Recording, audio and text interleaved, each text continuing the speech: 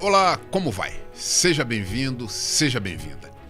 Antônio Aureliano Chaves de Mendonça era mineiro de Três Pontas. Teve a carreira política coincidindo com o período do governo militar. Foi deputado federal eleito em 1966 e reeleito em 1970. Como presidente da Comissão de Minas e Energia na Câmara, conheceu o então presidente da Petrobras, o general Ernesto Geisel. Com a ida de Ernesto Geisel para a presidência da República, ele é indicado ao governo de Minas Gerais, onde foi eleito indiretamente. Pela proximidade com Ernesto Geisel, agora presidente da República, ele se torna candidato a vice-presidente na chapa de João Batista Figueiredo, a eleição do colégio eleitoral, que homologaria a dupla para o governo do país. Aureliano Chaves foi o segundo vice-presidente civil nos governos militares. O primeiro havia sido Pedro Aleixo, vice de Costa e Silva. Aureliano Chaves assumiu a presidência da República em 2 períodos, sempre pela condição de saúde do então presidente João Figueiredo. Na primeira oportunidade em que ele assume a presidência, em 1981, ele se vê diante de uma situação que desagradou os militares que tutelavam o governo. Aureliano Chaves se recusou a assinar o ato de expulsão dos padres dominicanos franceses Aristides Camiot e François Gourriou, da Comissão Pastoral da Terra, acusados de incitar invasões de terra no sul do Pará. A recusa irritou a ala mais radical das Forças Armadas. Os sacerdotes não foram expulsos imediatamente, mas foram condenados a 10 e 15 anos de prisão, respectivamente, por terem apoiado a luta de poceiros, que se dava em uma região conflituosa, cenário da guerrilha do Araguaia, que havia sido organizada pelo Partido Comunista do Brasil na década anterior. Os frades cumpriram 2 anos e 4 meses na prisão e, afinal, foram expulsos do país. Eu estou aqui, então, recebendo mais uma vez o professor Virgílio Cacheta Reis, professor de História da Universidade de Brasília, que vai comentar sobre essa foto, então, em 1981, em que o vice-presidente Aureliano Chaves assume a presidência. Ele tem, então, a sua esposa à sua esquerda, Vivi Chaves, Minervina Mendonça, conhecida como Vivi Chaves, e à sua direita, Danilo Venturini, o chefe do gabinete militar da presidência da República. Professor, uma boa noite, seja bem-vindo. Boa noite, muito obrigado. É um momento difícil, né, uma vez que o regime vinha gradativamente ampliando o mandato, né, dos dirigentes.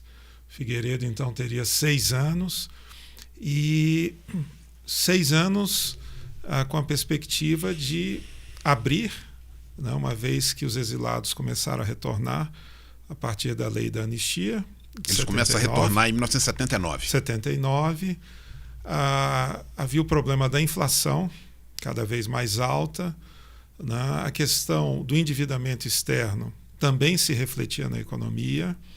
Então havia uma pressão grande interna e também externa, né? E, embora nos Estados Unidos houvesse um governo conservador, né, o de Ronald Reagan, ainda havia ecos da gestão anterior de Jimmy Carter, que havia sido voltada para a área de direitos humanos.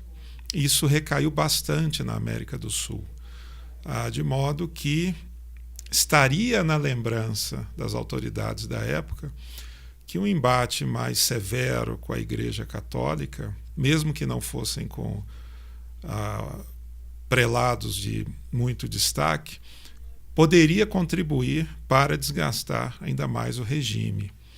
Então eu imagino que o vice-presidente mineiro, né, tenha se acautelado para aguardar, né, um pouco mais, né, se tivesse havido a expulsão, é possível que o próprio Vaticano se manifestasse e atraísse, né, de novo a atenção de uma maneira indesejada, né, para o regime naquele momento.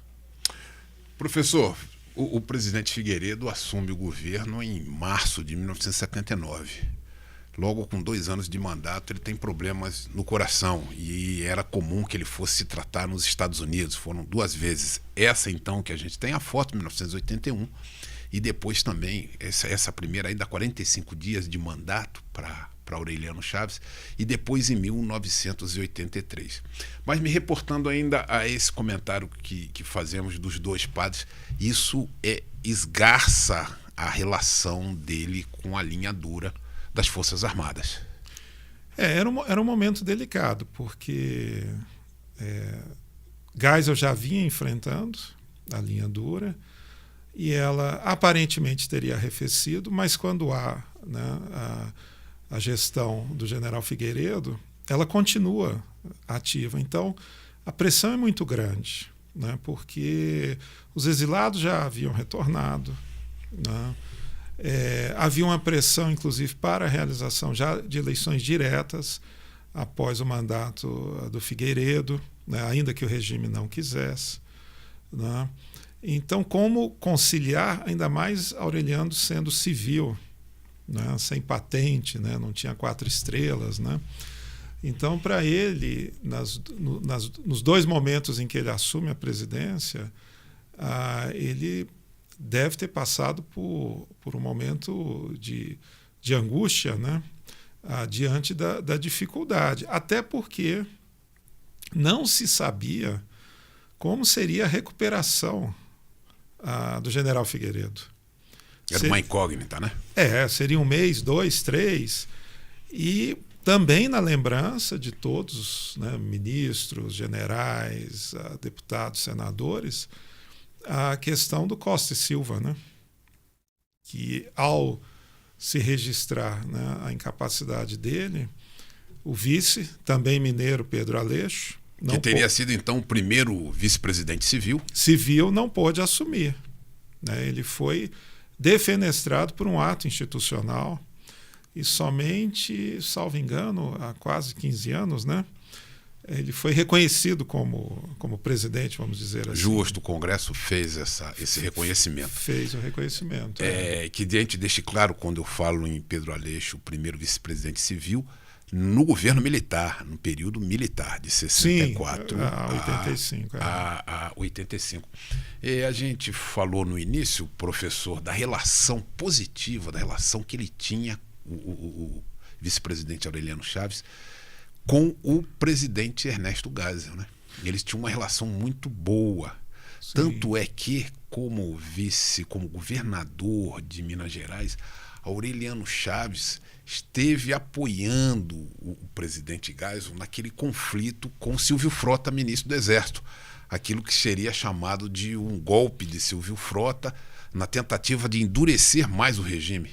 Sim, tanto o vice-presidente Aureliano, né, como o próprio presidente Geisel eram considerados nacionalistas, e Aureliano, até como engenheiro e professor também, vinha da escola política de Arthur Bernardes, que valorizava na questão do desenvolvimento da infraestrutura a busca da autonomia do Brasil.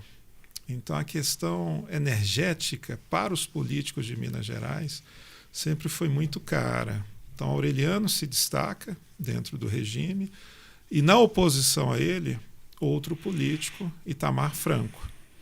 Ambos conectados com a questão da energia, né, como vetor do desenvolvimento. E, acima dos dois, do ponto de vista histórico, Juscelino Kubitschek, no seu plano de metas. Que também era um agregador, né, que fazia uma política de conciliação. A gente adianta um pouco, professor. Então, terminado o governo militar, vem então o final do governo Figueiredo e a eleição indireta do novo presidente da República. Antes disso, o PDS, partido ao qual ele pertencia, vai escolher seu presidente. E dessa disputa participam 3 grandes lideranças. Mar Andreasa, que praticamente tinha um apoio, a simpatia do presidente Figueiredo, Paulo Maluf, sim, e Aureliano Chaves. Sendo que Aureliano Chaves já trazia com ele, então, a antipatia, pode-se dizer, da máquina partidária, que, insuflada pela alinhadura do Exército, ele chega nesse colégio eleitoral sem condições. O colégio eleitoral indica Paulo Maluf, então, o PDS, melhor dizendo, na convenção do PDS indica Paulo Maluf a disputa da presidência da República em 1985 contra Tancredo Neves. O senhor fala, então, que seriam duas linhas distintas, né? Aureliano e Tancredo Neves, mas, no entanto, Aureliano Chaves parte em apoio ao Tancredo Neves por conta daquela frente liberal dos dissidentes do PDS. Da política de conciliação, né, tão presente na história de Minas Gerais. E, curiosamente, o enfraquecimento da candidatura pelo PDS vinha do fato de que, Andreasa não era general, né, portanto, havia restrições na alta cúpula. Aquelas que se dizem existiram também para Jarbas Passarinho, por ser um tenente-coronel, a despeito de toda a virtude política que pudesse ter. Também. E tanto Aureliano como Maluf vinham de estados em que a oposição havia ganhado.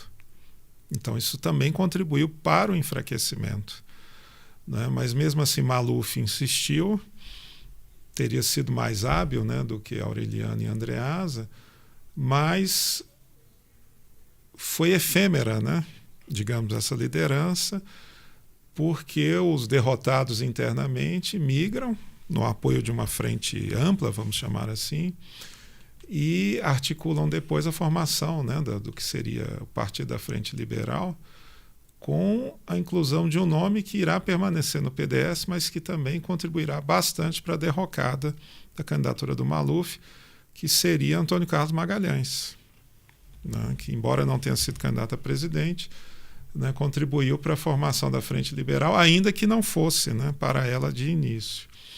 Então, Aureliano por Minas, Sarney pelo Maranhão, Marco Maciel por Pernambuco, Jorge Bonhausen por Santa Catarina e o Magalhães pela Bahia formam uma frente que, junto com o PMDB da época e mais outras, vamos dizer assim, siglas acolhidas pelo PMDB, vão ter a força diante do grande desgaste do regime, principalmente do ponto de vista econômico, né? Uma inflação sem precedentes, por exemplo, né, na história do país. E a gente vê na foto também o general Danilo Venturini, ali como general de brigada, que também foi ministro de Assuntos Fundiários nesse mesmo governo Figueiredo.